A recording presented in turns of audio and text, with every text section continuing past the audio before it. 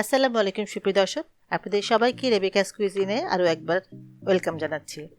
সামনে কোরবানি ঈদ বা যে কোনো ঈদ মানেই ভালো ভালো খাবার, বিরিয়ানি পোলাওয়ের আয়োজন। তো এই কথা মাথায় রেখে আমি আজকে আপনাদের জন্য একটি বিরিয়ানি রেসিপি নিয়ে এসেছি। ঘরে থাকা জিনিসপত্র দিয়ে আপনারা সহজে করতে পারবেন। এর জন্য আমি এখানে 1.5 কেজি বিফ নিয়েছি, হাড় ছাড়া নিয়েছি, আপনারা চাইলে হাড় সহ নিতে পারেন। আমি পেঁয়াজ দিলাম 1 কাপ, আদা রসুন পেস্ট দিচ্ছি 2 টেবিল চামচ, জিরার গুঁড়া দিচ্ছি 1 চা চামচ, মরিচের গুঁড়া দিচ্ছি 3 চা চামচ, আপনারা ঝাল একটু কমও দিতে পারেন, সমস্যা নেই। বেরেস্তা দিচ্ছি 1/4 কাপ, আর টক দই দিচ্ছি এখানে 1/3 কাপ। যেই পেঁয়াজ ভেজেছিলাম যে তেলটার মধ্যে বেরেস্তা করা তেলটা আমি দিচ্ছি 1 কাপ। লবণ দিচ্ছি এখানে 2 চা চামচ মতো লবণ দিচ্ছি আর কি, বা 2 চা চামচের কমও দিতে পারেন, পরে আবার তো দেওয়া যাবেই, পরে আবার দেওয়া লাগবে। আমি জাস্ট এটাকে মেরিনেট করছি, কমপক্ষে এখানে আমি 1 ঘন্টা রাখবো। চাইলে আপনারা বেশিক্ষণ রাখতে পারেন, আগের দিন রাত্রে এটা মেরিনেট করে রাখতে পারেন, তাহলে আরও ভালো হবে। কমপক্ষে আপনারা 1 ঘন্টা রাখার চেষ্টা করবেন, আর সময় না থাকলে ওভাবেই করতে পারেন, সময় একটু বেশি লাগবে রান্না করতে, এটাই। এবার আমি প্যানে দিলাম, দিয়ে এটাকে রান্না করব। নেড়ে চেড়ে রান্না করতে হবে, নাড়তে হবে, ঢেকতে হবে, এভাবে আপনারা সময় নিয়ে রান্না করবেন। কিছুক্ষণ পরপর নেড়ে দিতে হবে, অনেক পানি বের হয়েছে। মাংস রান্না যেভাবে আমরা করি, আর মাঝে মাঝে কিছু মশলা দিব, এটা আমি বলে দিব। কিছুক্ষণ পরে আমি এখানে 1 টেবিল চামচ আমন্ড বাটা দিচ্ছি, মানে কাঠবাদাম বাটা দিলাম 1 টেবিল চামচ। আপনারা চাইলে কাজু বাদাম বাটা দিতে পারেন, চাইলে চীনা বাদামও দিতে পারেন। আর বিরিয়ানি মশলা দিলাম এখানে 1.5 চা চামচ। আমি এখানে বাসায় করেছি বিরিয়ানি মশলাটা, আপনারা চাইলে বাজার থেকে কিনেও করতে পারেন, সহজে এখন পাওয়া যায় বিরিয়ানি মশলা, সমস্যা নেই। আমি বিরিয়ানি মশলা আসলে শেয়ার করব কিছুদিন পরে। আর আমি চালটা, ওটা হতে কিছুক্ষণ সময় লাগবে, এই সময়টার মধ্যে আমি চালটা ভিজে রাখছি। 3 কাপ চাল আমি ভিজালাম। আমি পোলাও চাল নিয়েছি, আপনারা চাইলে বাসমতি চাল নিতে পারেন। 1/2 ঘন্টা ভিজে রাখবেন। মাংসটা কিছুক্ষণ পর নাড়াচাড়া করবেন। দেখেন হয়ে যাচ্ছে, প্রায় রান্না প্রায় হয়ে যাচ্ছে। এই সময় একটু চিনি দিলাম, এই চিনিটা কিন্তু স্বাদের ব্যালেন্স করার জন্য, যেহেতু টক দই আছে একটু চিনি দিতে হবে। মাংস দেখুন পানিটা শুকিয়ে, যদি আপনাদের প্রয়োজন হয় পানি দিবেন, পানি দিয়ে সিদ্ধ করে নেবেন। মাংসটা সিদ্ধ করতে হবে, এই আর কি। মাংসটা হয়ে যাচ্ছে মানে।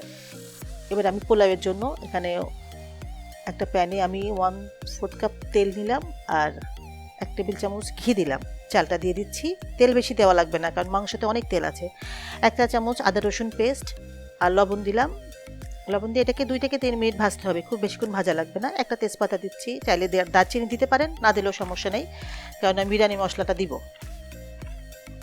চালটা যখন দেখুন একটু ঝরঝরা হয়ে যাবে, তখন এখানে ফুল গরম পানি, হট ওয়াটার যেটাকে বলে, ফুটন্ত গরম পানি দিলাম। এখানে আমি 5 কাপ দিয়েছি, যেহেতু আমার চাল 3 কাপ আছে, আমি ডাবলের থেকে একটু কম দিব।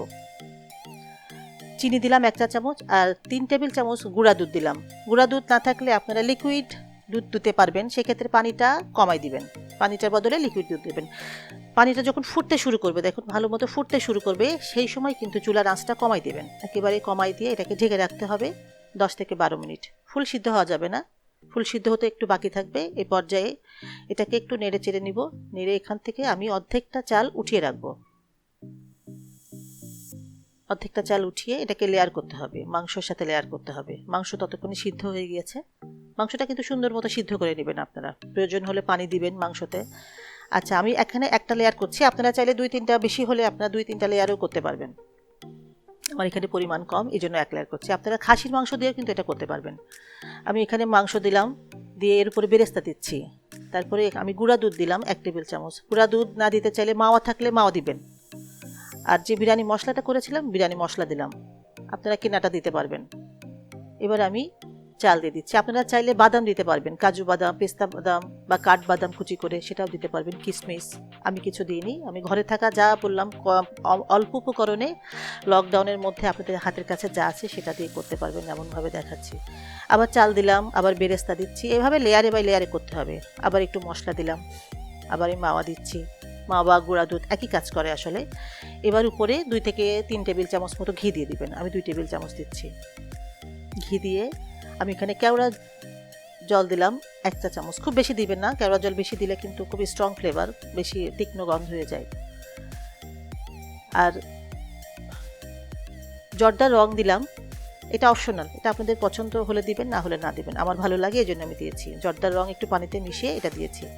এবার আমি কিছুক্ষণ পরে দেখেন 10-12 মিনিট পরে চালটা একটু নিচের থেকে একটু উপরে উঠিয়ে এটা ঢেকে দিলাম, কারণ উপরের চালটা অনেক সময় একটু শক্ত শক্ত থেকে যায়, এটাকে একটু কাভার করে দিতে হবে।